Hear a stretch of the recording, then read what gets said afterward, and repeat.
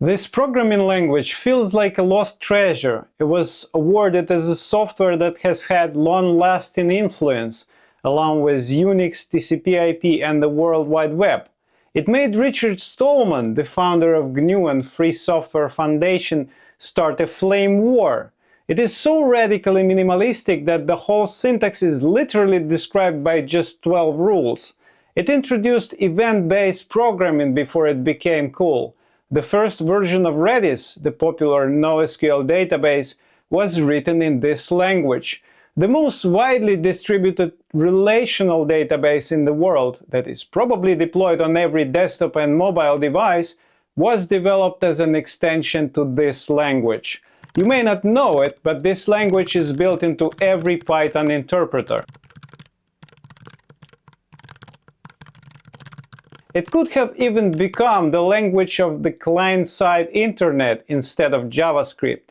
And yet, it's probably the most misunderstood technology in the industry. This is the story of the programming language called Tcl. I will show why Tcl is so different from all popular languages and how you can play with its often unique features. What angered Richard Stallman about it, how Sun Microsystems planned to conquer the World Wide Web with Tcl, and why Tcl's last refuge to this day is in the chip design industry. Now let's conduct a careful evaluation of this substance. To whet your appetite, here are a couple of interesting code examples. This is a self-destructing function that you can literally call only once.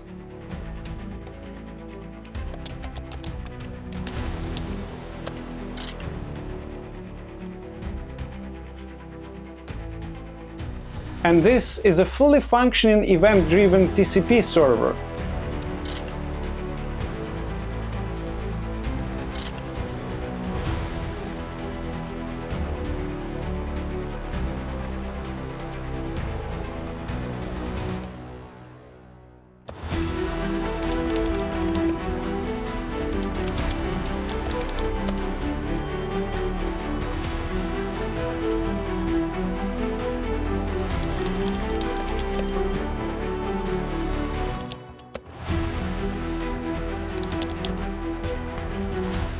You may have noticed that the number of brackets in Tcl code is clearly above the generally accepted average. Of course, it's not reaching the visual perfection of the programming language that was a long time a synonym of AI research, but as you will see very soon, there is a reason why Tcl is called Lisp for C programmers. Just like in Lisp, code and data have the same representation in Tcl. More on that later. The language is so malleable that you can make it look and behave in an object-oriented or a functional manner, but at its core, Tcl is procedural and very straightforward, in a good way. Because once you get the idea of how Tcl works, you suddenly understand that Tcl hides absolutely nothing from you. There is no magic except for the magic you program yourself.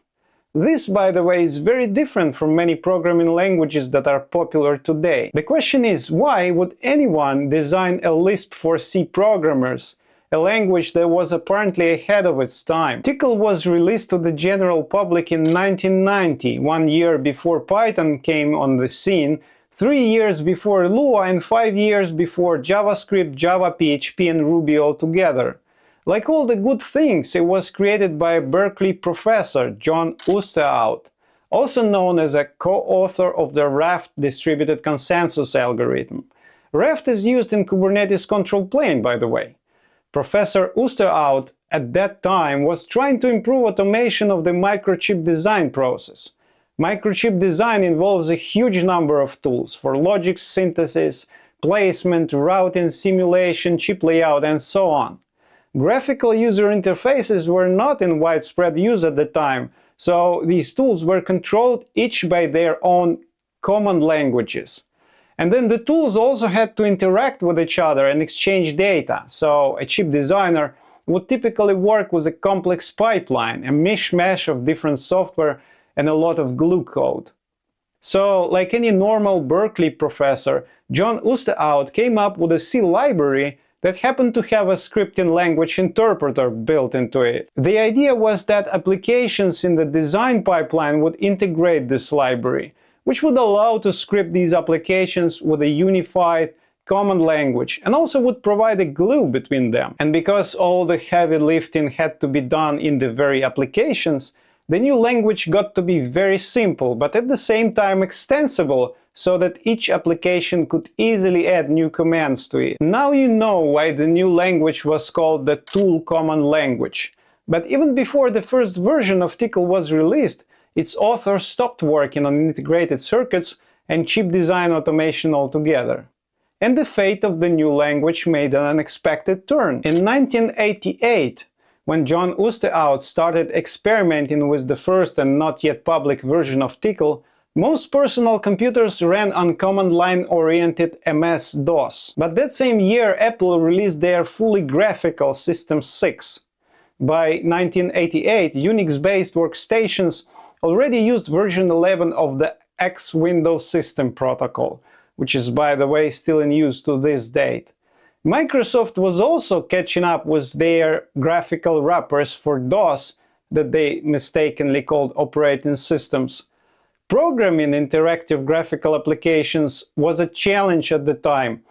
By and large, not much has changed since, to be honest. So Professor Oosterhout thought, what if Tcl would not only extend and integrate existing command line tools with each other, but also assemble graphical user interfaces from ready-made components, and maybe even allow for communication between graphical applications, all in the same simple scripting fashion.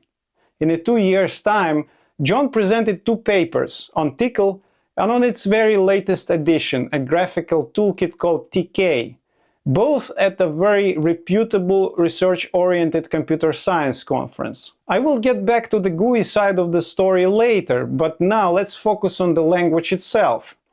So, in the first Unix paper, Tcl's author compared the syntax of his language to that of Unix shells. Like in a shell, to do anything useful, you write a command followed by its arguments, and you separate them by spaces. In addition to that, as Professor Oosterhout explained further, there are just 4 syntactic rules. If you want to group arguments, you put them in curly braces.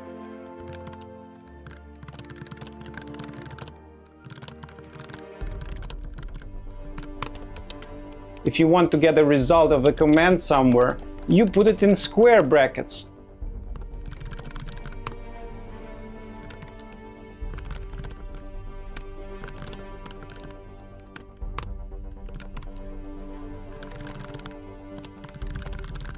If you want to get the value of a variable, you put a $sign in front of a variable's name.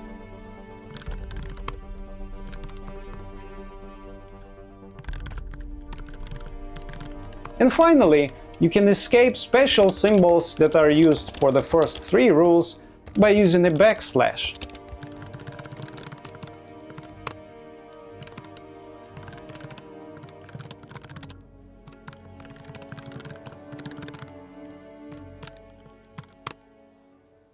That's it.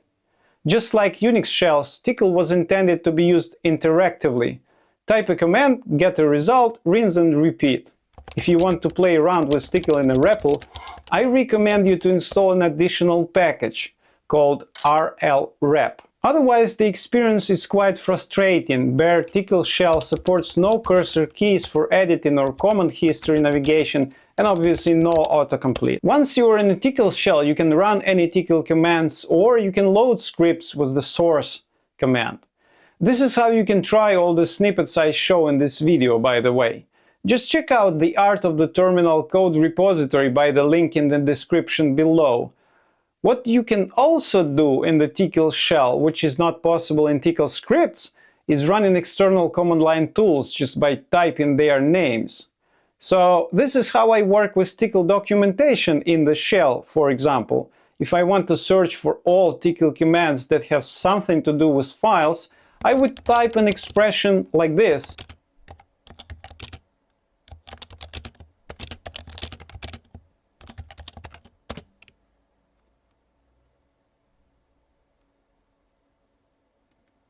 And then to read the man page, let's say for file event command, I do. In Tcl, the common practice is to group related functionality in so-called ensembles. So, for example, everything dictionary related is grouped under the dict command. As you can see, there is a lot of subcommands here, like append, filter, keys, and so on. By the way, just like in shell, if you type a Tcl command without parameters, in many cases you would get a helpful, concise usage hint. All of that makes Tcl shell behave like shell, but saying Tcl is like bash would be a huge mistake, because the other side of this little language, its shadow, if you will, is Lisp. John McCarthy has joined us. John is a professor of computer science at Stanford University and one of the pioneers in the field of artificial intelligence. Among his other accomplishments, he invented Lisp, the language that Stuart just referred to. John, why did you invent Lisp? Well, for artificial intelligence work, the kind of thing that they are doing here. What are its characteristics that make it different than some other language as applied to artificial intelligence? Besides the ones that Tom mentioned, one of its important characteristics is that its programs and are in the same format as its data, so that it is easy to make programs that produce programs. Lisp was revolutionary and absolutely ahead of time. Instead of focusing on number crunching, it was built for symbolic computation.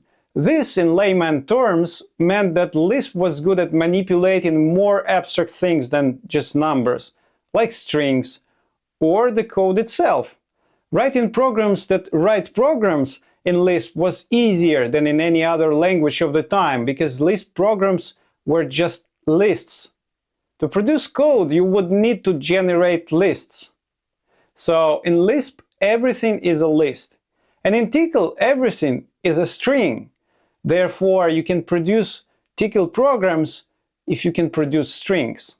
I've shared with you the 4 rules from Ustaout's paper: curly braces group, square brackets evaluate, $sign substitutes variables value, / escapes. There's not much more to Tcl's syntax. Tcl programs, just like shell scripts, are a series of commands and their parameters. And here Tcl goes to absolute extremes.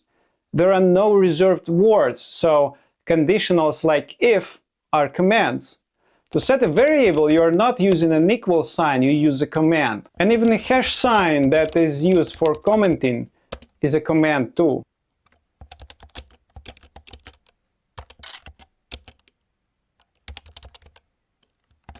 Given all that, you can now imagine that Tcl programs are remarkably uniform, which again makes this language an easily programmable language, similar to Lisp. Here is an interesting example of a code that produces code. This snippet comes from a login library that generates a bunch of procedures when you initialize a logger. And although this is all fascinating for programmers, business people usually don't care about things like metaprogramming. Yet in 1994, John Ustaout joined Sun Microsystems, the company that at the time built their own workstations and servers, running on their own processors and their own Unix-based operating system, Solaris. It was one of the most innovative IT companies of the time, pushing the idea that network is the computer. And John's task at Sun was to hire a new team and make Tcl not less than a universal scripting language for the new rapidly developing phenomenon, the World Wide Web. But what exactly interested CEO of Sun, Eric Schmidt? Yes, that Eric Schmidt, who later led Google. So what interested him in Tcl? And why did JavaScript, not Tcl as we all now know, became the dominant language of the World Wide Web? From its first public release, the number of Tcl users grew from tens to tens of thousands. Mind you, those were the times before GitHub and Twitter, and people got to know about new technologies mostly through word of mouth. A new programming language that was simple yet extendable, easy to embed, and even with its own cross-platform GUI library, that was outstanding for the year 1994. And if you think about it, programming GUI applications is very different from, say, shell scripting, because you never know in advance when a user clicks a button, but when that good person does click a button, your code needs to react immediately without blocking the rest of the application. You need event handling. That is why, from the very early days, Tcl supported asynchronous programming. Every Tk application, remember Tk is a GUI library often shipped with Tcl, so every Tk application runs an event loop automatically.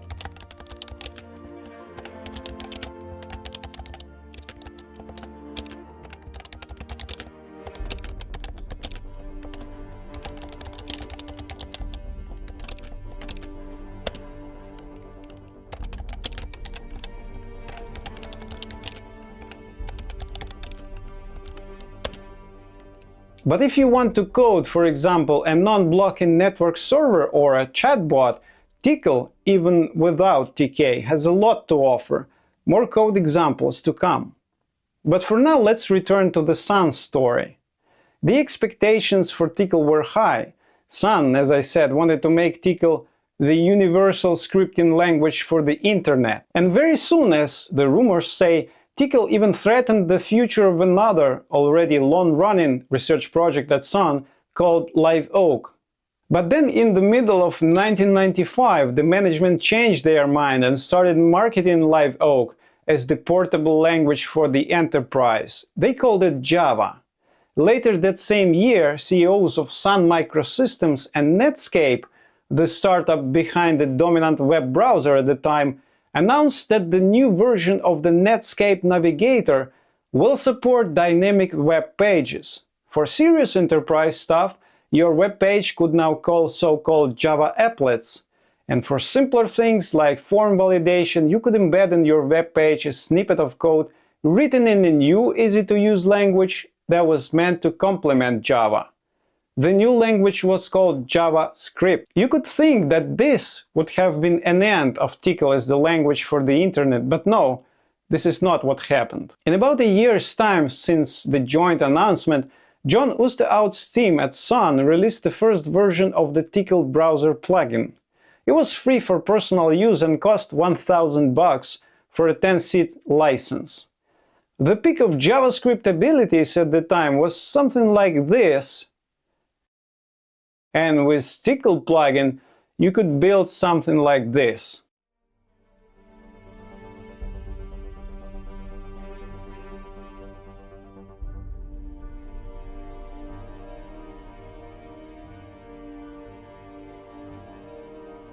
What was most impressive is you could do it using the same Tk code you would use to program a desktop application. Although the HTML specification to this day includes examples with Tcl script tags, we now know that all other languages and their browser plugins eventually lost the evolutionary battle to JavaScript and CSS. The last, second version of Tcl plugin was released in 1998, but the feature that was added to Tcl to facilitate security requirements of a safe browser plugin remained. And it is still interesting today. This is how you can create and use a so-called safe interpreter in Tcl. Safe interpreter is a limited version of a normal interpreter.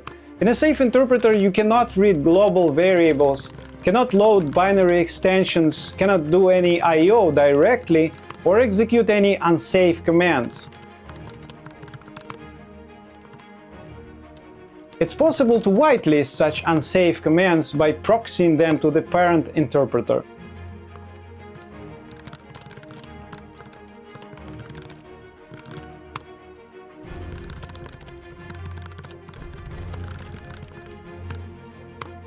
You can set limits on a safe interpreter. For example, you can limit its total execution time.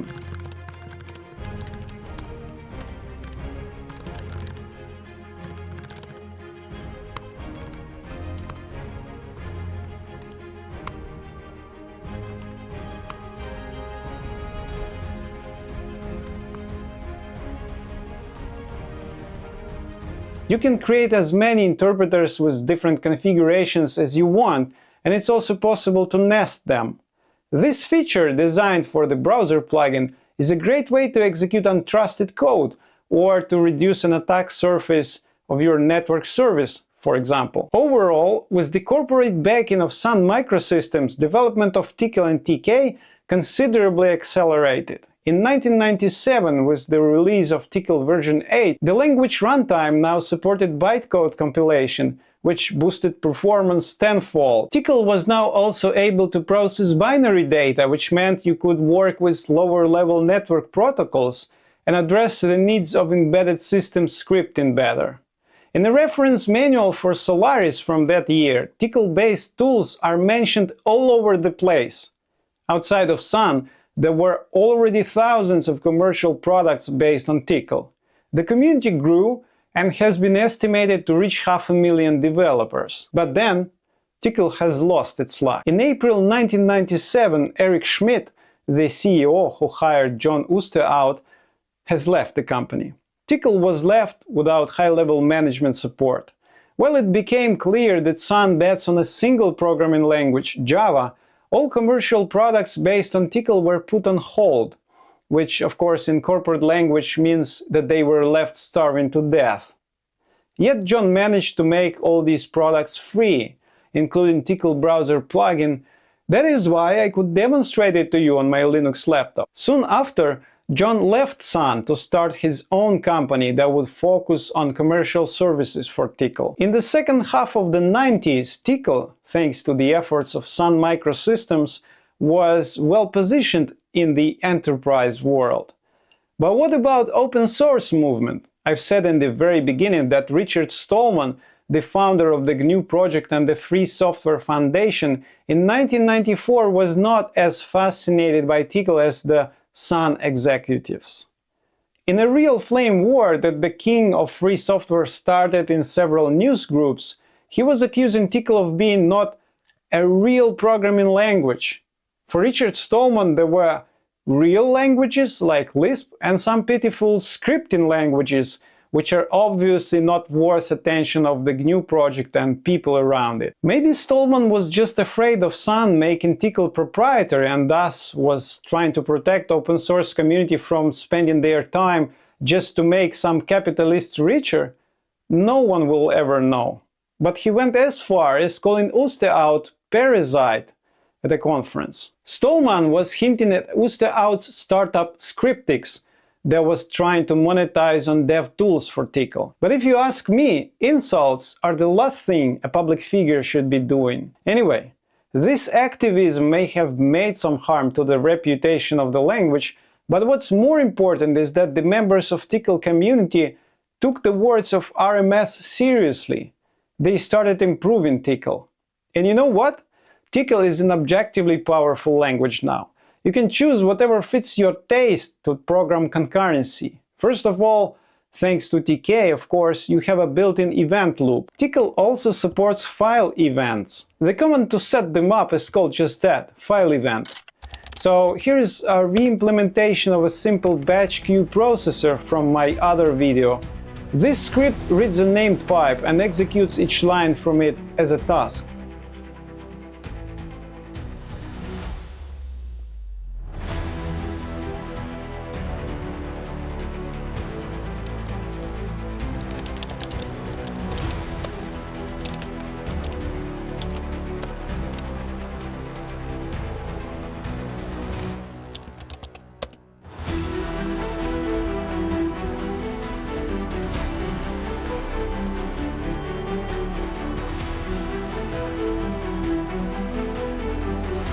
As you can see, the script draws a nice little terminal spinner when there are no tasks to process. But if there is one, it immediately starts executing it, thanks to file events. This is an example of concurrent programming. But now, I'd like to see my spinner not only when the script is waiting for the next task to come, but also when there is a task currently being processed. That is, I need a bit of parallel processing, and for that, I can use threads in Tcl. Programming with threads in Tcl is very different from most other programming languages. Each thread you create in a Tcl program has its own independent interpreter, which means there is no need for a global lock to manage threads. Mind you, such a global interpreter lock was a part of Python implementation until very recently, and is still being used in Ruby, for example. So, in Ruby and in Python until 2024, you could not achieve real parallelism with threads. In Tcl, though, it was possible for decades. What's even more interesting, programming with threads is safe in Tcl because there is almost nothing shared between threads. You cannot accidentally corrupt data from one thread in another, because threads in Tcl have to communicate by sending messages to other threads' event queues, just like actors do in Erlang, the king of concurrent runtimes.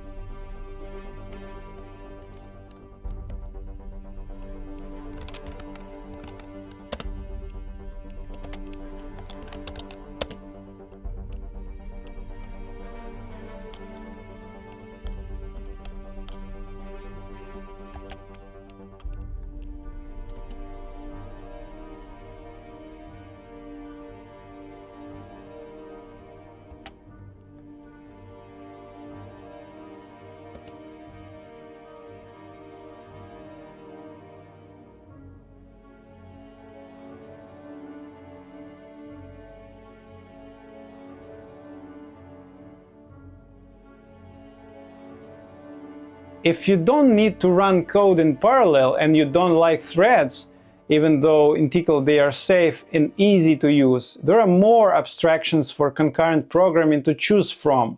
For cooperative multitasking, you can opt for built-in coroutines. With a third-party package, you can work with JavaScript-style promises or Python-style async await. Well-designed concurrency support made this project possible. It's a database load testing tool, 700 GitHub stars, very actively developed, and it's all Tcl. There are really tons of interesting features in this little language. For example, a built-in trace command. Trace lets you set a callback for when a function of your choice is invoked, when a function finishes execution, when a variable is read, written to or unset, and more.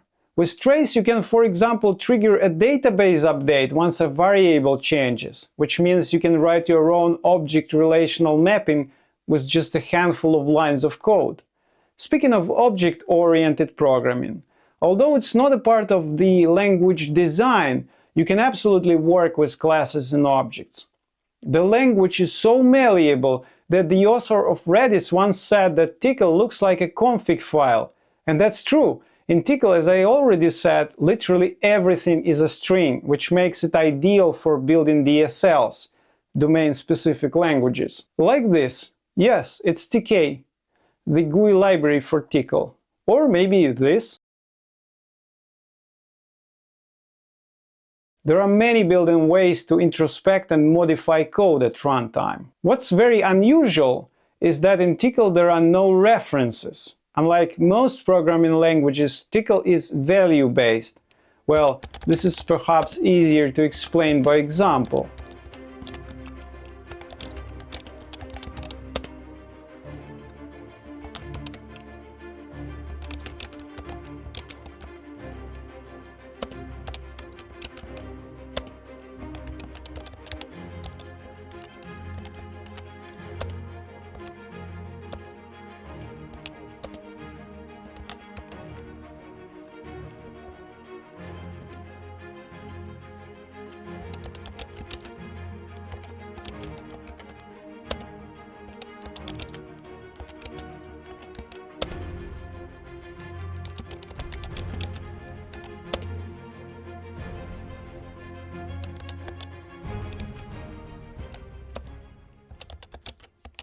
The implications are, you don't need to remember which data types are mutable or not, there is no concept of a null value, and as a result, there are no errors associated with it. And on top of that, It also means that Tcl doesn't need a garbage collector, because it always knows precisely when a certain value is no longer needed, like Rust, by the way. But with all that awesomeness, why almost no one knows about Tcl now? To be fair, Tcl is still probably the only option for scripting if you want to design chips. Tcl was born for EDA, electronic design automation, and still holds strong in this niche. Besides that, Tcl is a usual suspect for network equipment scripting. And if you want a really private messenger, in fact, one of the not so many options you have is the good old IRC, the text-based protocol. IRC, Internet Relay Chat. It's how hackers talk when they don't want to be overheard. For IRC bots, the first choice for many years was the ActDrop library, for which people wrote tons of scripts. Tcl scripts, of course. Tcl is still used for testing. For example, test scripts for SQLite are all Tcl. Well, as I said in the beginning, SQLite has very close ties to this little programming language. Tcl was also used as a scripting language for large-scale dynamic websites, with multi-threading and database connection spooling, in times when the best you could do with other scripting languages were horrible and slow CGI programs. By the way, if you want to use Tcl for web development, Navy Server, the successor of AOL Server, is your best choice. But of course, popularity of Tcl is not even close to that of Python, Ruby, or, yes, even Perl. It's absolutely clear that the golden years of Tcl are long gone and will never go back. But so it is, for example, with Lisp. Yet no one reasonable will claim that Lisp is useless. Now, there are many reasons for why Tcl lost its chance to become what Python is today, for example.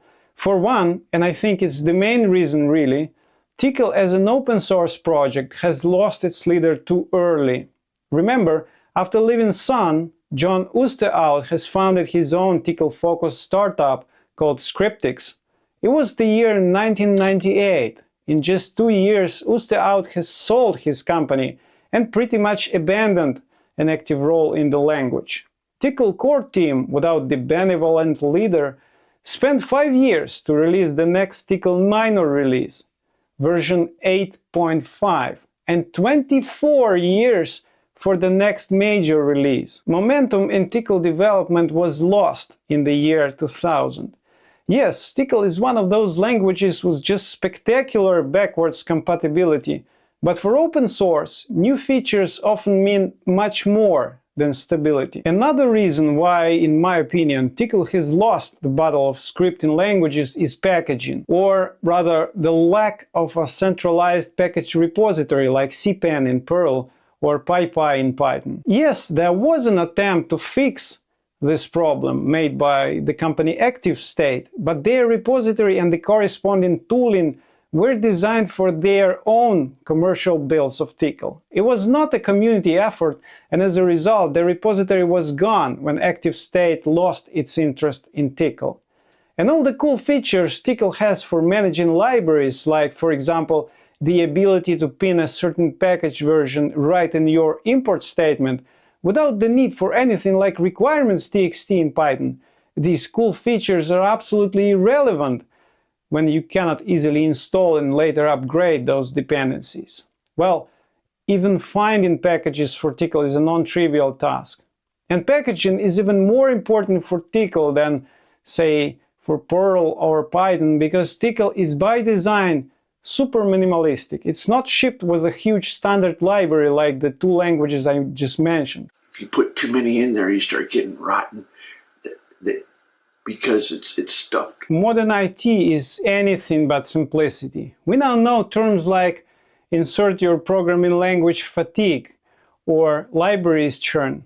Isn't that constant growth of complexity one of the reasons for burnouts and also for the appreciation of wipe coding? And sorry about examples, it's just so much easier to find memes with JavaScript. But in fact, you see, most new programming languages are far from simple by design. A couple of illustrative examples are Scala, a bastard child of Perl and OCaml, a language which tries to be everything everywhere all at once.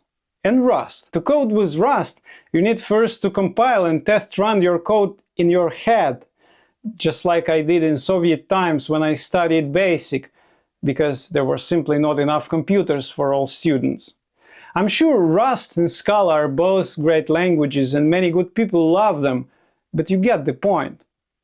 This complexity I'm talking about does not end with programming languages, of course. Look at what infrastructure engineers have to deal with. It looks like at some point we won't be able, or maybe aren't already, to keep up with this complexity without some kind of external intervention, and the systems we will work with will become more and more black boxy.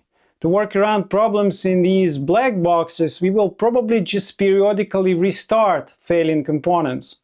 Isn't this the idea behind Kubernetes anyway? This complexity flood is so unlike the original clean architecture of Unix, the postcard-sized description of the complete Smalltalk syntax, and yes, Tcl, the design of which this gentleman here describes as radical minimalism.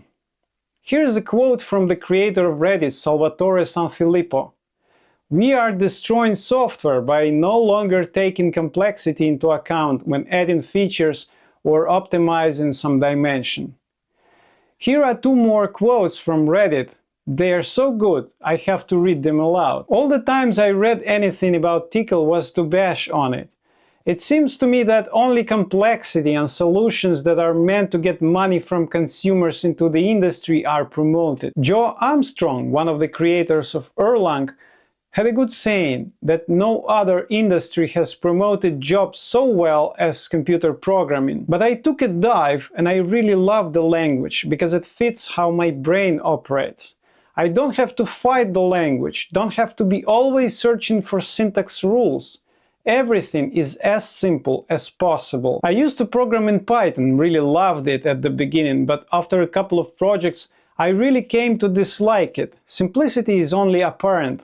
The language of the reptiles, as many things in life, look like something in the surface, but being another thing in reality. I learned to like Tcl after a heavy period of using C++. It wasn't my choice. Someone pushed it on me, but I quickly grew to like its overly simplistic syntax. Alan Perlis said, "A language that doesn't affect the way you think about programming is not worth knowing." The thing I learned from Tcl is how much mental load you get from a complex language. When I write C++ or any language, I have to roughly parse it in my brain to make sure I type something that will compile. Tcl syntax is simple, so it feels relaxing and easy to type, like walking through a green field after climbing over rocks. In November 2024, after 27 long years, Tcl core team released a new major version of the simple but amazingly powerful programming language. Tcl is mature and has a lot of really interesting and often unique features, but it's also very underrated. I believe it's the most misunderstood programming language, so give it a try. It will certainly be fun and will make you a better programmer or a choice maker. Yeah, and by the way, building your new project in Tcl gives you a privilege to name your creation like this.